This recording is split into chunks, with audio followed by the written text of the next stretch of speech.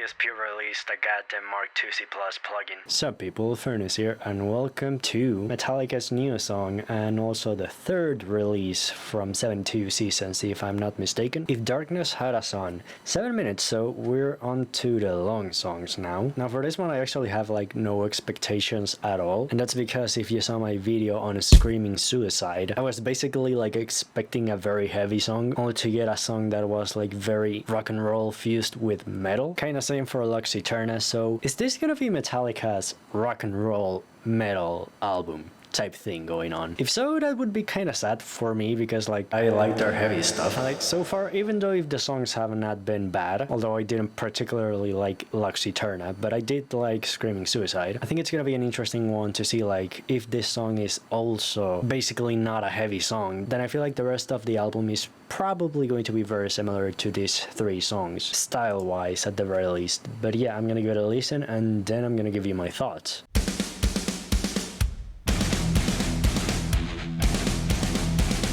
Okay, that's a promising intro. I really hope that the main riff is actually at these levels of heavy.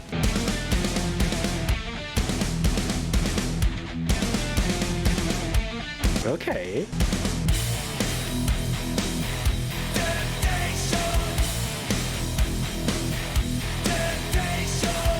Yeah!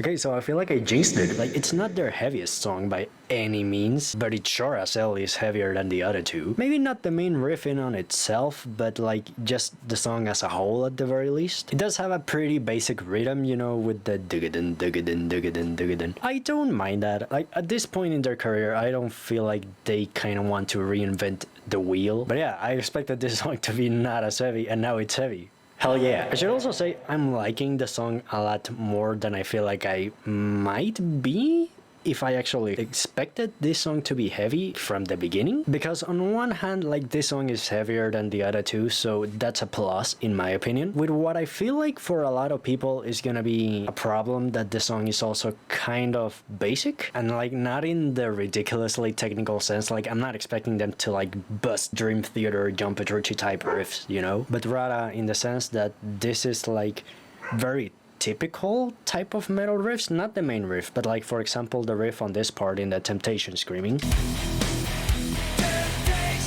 So like outside that like snippet that it has from the main riff is just the 0 and then the 1 power chord, so that might be boring for a lot of people. Like, that's the feeling that it gives me at the very least. I'm enjoying it, but again, like, dude, expectation, like, it could be that, or it might be that I'm like just genuinely enjoying this, and like not necessarily because of that expectation. But yeah, at this point I don't know, so let's just keep going.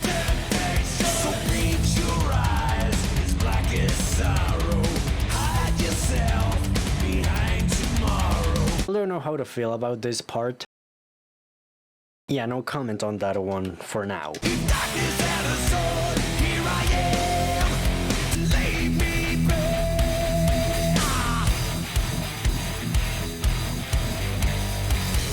Okay. That's a way more interesting riff than what they've been doing this past few times, like regularly.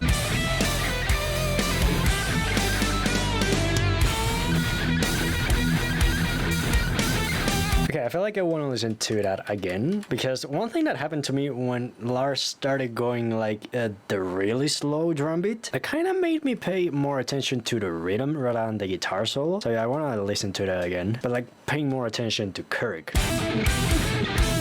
Okay, the solo is nothing special really. It's not a bad solo. Like, don't mistake me saying that, you know, I think that it's a bad solo, because it's not. You know, it's not one of those Kirk solos that I heard and then I wanna listen to it again, like, or maybe like even listen a song just for the solo. Like, this is not that solo, in my opinion.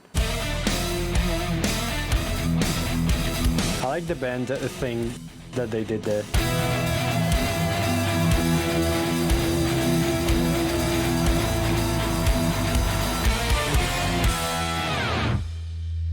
Was that the bass or was that a synth? Or maybe Rob with a pedal? And I kind of wish that they used that idea actually more. Or like not necessarily the synth in on itself, but yes, the chord progression that it does. So okay, yeah, on one hand, I'm glad that, you know, it's heavier, that it's definitely like, you know, pushing away from that like rock and roll-ish type of metal that they were doing with the past two songs, especially Lux Eterna. I should clarify, I don't think that doing like rock and roll and metal and like trying to combine those two is a bad thing at all. Again, go watch my video on Screaming Suicide, like I really liked that song. But if you watch that video, you know that I expected that song to be heavier because of the title. Now you could argue that's my fault, you could argue that's maybe the band's fault for choosing that topic and that title on the song. But yeah, I'm getting off topic. On this song, I feel like it's gonna have mixed reception because of two things. The good one is that this is the heaviest song of the three that they've released so far,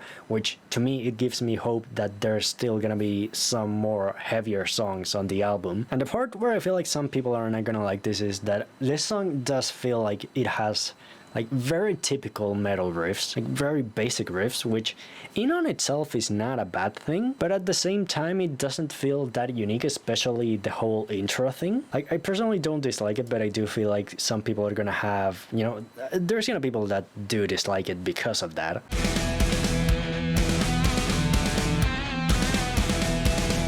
I do like the lead that Kirk is doing on that part. And then we get to these high notes that they do for the main riff, which to me, it doesn't make the song like ridiculously special. It does keep it from being like way too basic. I like the riff. And then like, you know, you saw my reaction to like the Temptation verse. I know some people are gonna find it way too basic, but I just appreciate the fact that it's very heavy, so goddamn much. I like it, like the way James is delivering that line, the Temptation scream, alongside like the whole band, even though it's basic, it's powerful. Now this part, which is the one I said that I don't have a comment on so far. He still shouts for what it's yearning. Like, yeah, I really don't have an opinion on it. Like, the most precise way that I can put it is that it's interesting. Whether that's in a bad or in a good sense, I don't know yet. I feel like that's the best way I can put that, because I'm not feeling this part, but at the same time, I'm not going the other way where I just straight up dislike it. But it's also like not middle of the road enough for me to like just go meh. It might be one of those like song parts where I'm gonna decide if I like it or not in retrospect in the future when I've actually listened to the song a lot of times. Yeah, I feel like that's the best way to describe this part for me. An interesting part that I feel like I'm gonna have to form a like more concrete opinion on as I keep listening to this song. And then we get the chorus. Here I am, temptation is water. The chorus is also like interesting to me. I think I like the way it starts, the notes that they start with on it. I like the chord progression. I feel like another very interesting part, which is this riff.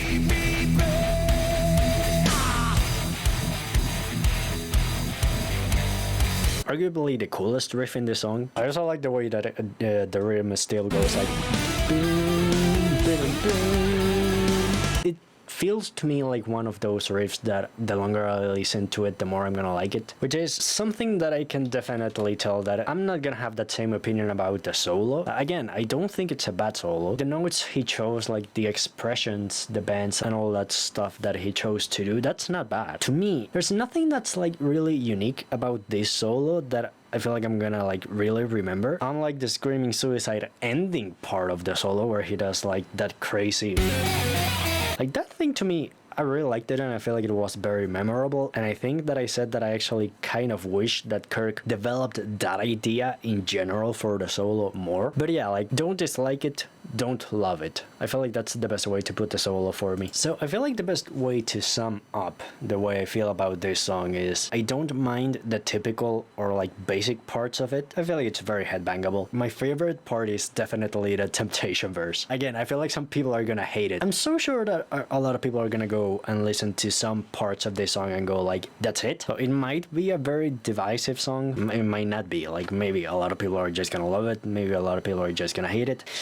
Don't know. Really happy that we're getting a heavier song, especially compared to Lux Eterna primarily. So yeah, overall, I would say I am happy with this song, but just like with Screaming Suicide, I'm not going crazy over it. And now more importantly, please let me know your thoughts about the song. I want to know your opinion, if you had like any particular like quirk with the song or whatever. If you've got something to say about the song, please leave it in the comments. I would love to read them and hear your opinions on this. But yeah, that's been for me. Sadly, this does mean that I'm gonna have to push back the mix video for the Archetype Petrucci another goddamn week. I'm very slow, I know, I'm very sorry about it. The last thing that I would add, this might be the last single we get before the release of the full album. I could be misremembering, but I think for Hardwired to Self-Destruct we only got 3 singles before the whole album was released. So yeah, that would mean that we would get a month and a half-ish until we get the release of the full album. But yeah, I feel like I don't have anything else to add. Also like and subscribe, I forgot to say that. This has been Fernus, hope you have a great day, and I'll see you on the next one.